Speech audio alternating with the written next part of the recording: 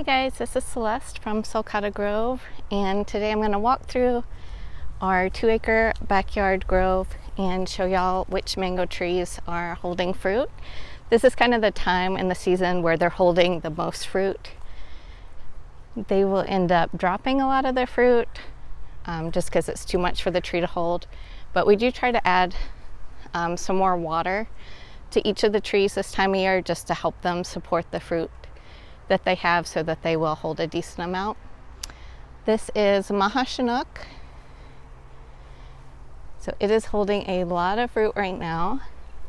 The only thing that Craig has sprayed on these trees so far this year has been sulfur, just to help with powdery mildew. We don't need any more sulfur on the trees right now. This is the Glen mango, which if I was just going to plant one mango tree, I think it would be a Glen, just because it's really productive, disease resistant, doesn't grow too crazy. This is our Pina Colada tree,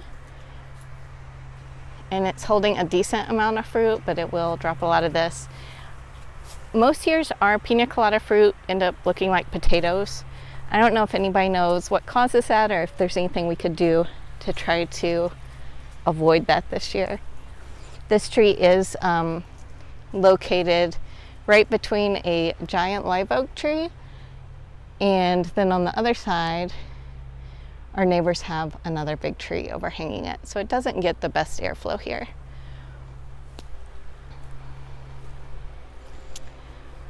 This is our Super Alfonso tree. Not sure if we'll let this one hold any of the fruit. It has a few. I've already cut off a lot of the panicles off of this one.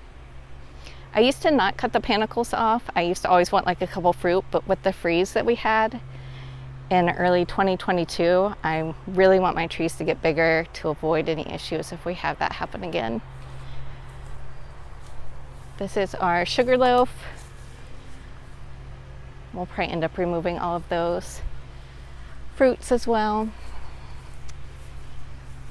This is Cotton Candy, and it's holding more fruit this year than it has in the past. This is Fruit Punch. You can always tell the fruits, they always get a little red on them earlier than a lot of other varieties we grow. But it is holding a whole lot of fruit. And right beside it, we have Sweet Tart. So Fruit Punch and Sweet Tart were two of our favorites. I think it was like 8 or 9 years ago, maybe, when we tasted them side by side. And then beside the Sweet Tart is Peach Cobbler.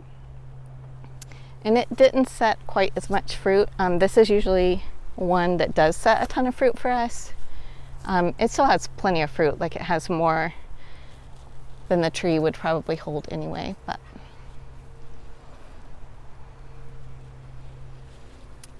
and then one of my new favorite mangoes, I mean, it's not a new mango, it's an old mango, but I'm enjoying it more now than I have in previous years, is ice cream. So the last few years I've really enjoyed the ice cream mango, and usually I think people say that they have a lot of fungal issues. We haven't experienced that so far with this tree.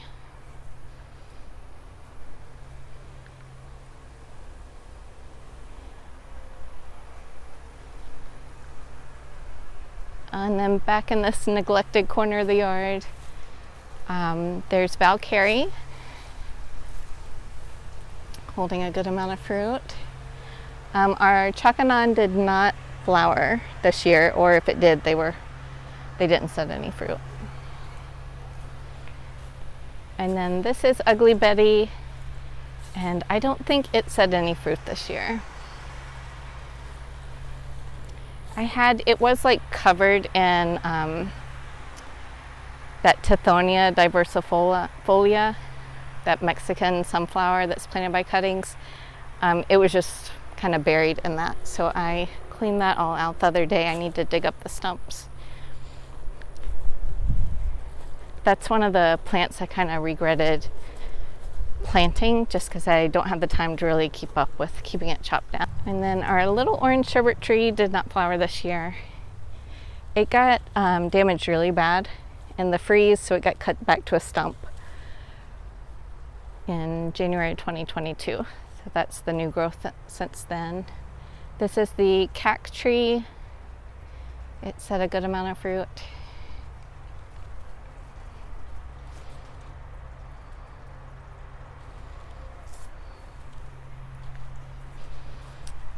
And then the coconut cream did not set a huge amount of fruit this year. It will get a good pruning this summer after it's done fruiting. It still has a lot of fruit on it. It's just usually our biggest producer. And I think after the freeze, we were just trying to make sure that it lived since it's one of our favorites. But hopefully we'll get some fruit off that. It's really good freeze-dried too. Coconut cream might be one of my favorite freeze-dried mangoes. This is a second sugarloaf tree.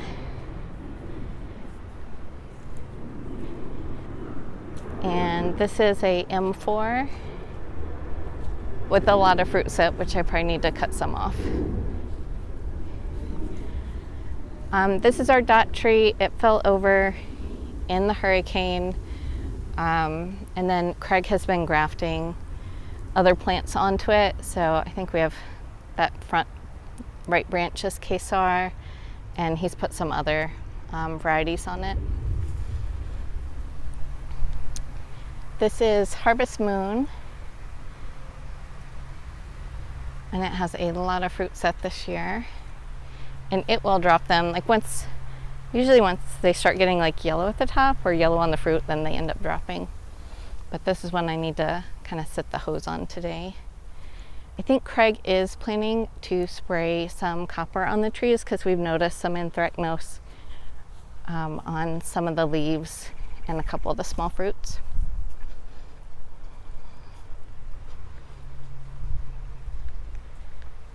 Valencia Pride hardly bloomed at all. It has just a tiny bit of flower, and it still might flower again.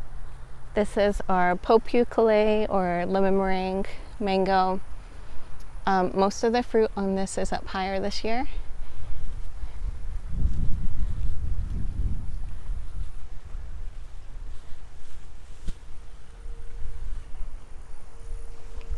And then Namdok Mai set a ton of fruit. And then we have one branch of, I think it's all summer on this tree. So that's the all summer branch. But some of the fruits are already, for us, everything seems to be later in Sarasota than other areas that grow mangoes in Florida. So we don't usually start having mangoes ripen until like late May, early June. This is one of two dwarf Hawaiian trees that we have. I removed all the flowers from it just to try to get it to get a little more height. This is a variety that grows really slow for us. And then this is P22. This was my favorite mango at one of the last mango tastings that I went to. So I'm hoping I can at least get one fruit off of this one. And this was my favorite mango last year, which is Almpar Banishan. So we might need to put a little bit of sulfur spray on this, because maybe we'll let it hold one fruit. We'll see.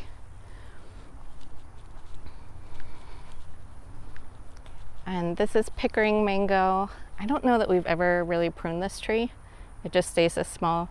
But the yellow fruits will drop off first. And this is another one that's kind of reddish when the fruits are small. But it set a lot of fruit. We also moved the bees over to this side of the yard this year. And the last tree is this Cogs Hall mango.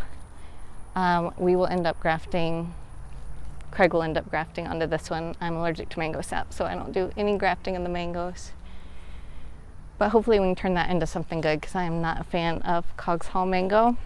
To me, it's okay if it's eaten early, but it gets a funky flavor if you let it get really ripe. This is our lemon zest mango. It produced really heavy last year, and then the freeze took off all the fruit, but it's producing again this year, and the fruit are sizing up nicely. This tree I'm actually filming like a week or two after all the other trees. Just had a busy couple weeks, and when I was editing this video I realized that I left this tree out. But lemon zest is an excellent fruit. This is one of the probably maybe like first 5 trees that we put in the ground. The Valencia Pride was the first one we put in the ground, and then lemon zest came soon after, and that would have been probably in early 2012. But I really like this fruit if you let it get very ripe on the tree. I really like the part right under the skin. It tastes like lemon candy.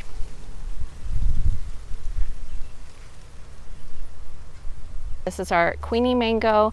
This was grafted onto Mangifera indica rootstock. And I love the flowers on this one. So they are beautiful, beautiful panicles and flowers. This has set a few fruit. So hopefully we will get a decent amount of fruit on this one. Craig also has 3 trees right now that he recently grafted, so hopefully those will take.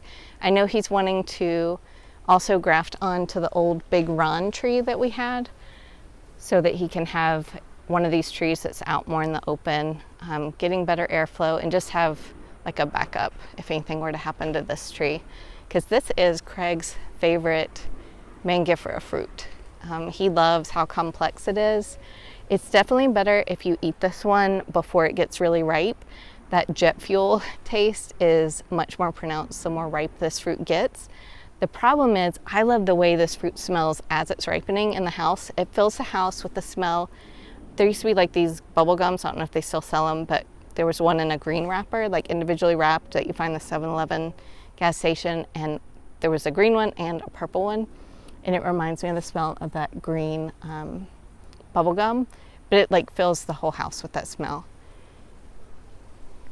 So hopefully we will get fruit this year. In years past, when we have had more than just a few fruit, we do sell them. So we post on our website, sulcatagrove.com. I have links to purchase fruit locally, to purchase fruit trees locally, and then a separate link to our online shop where we ship.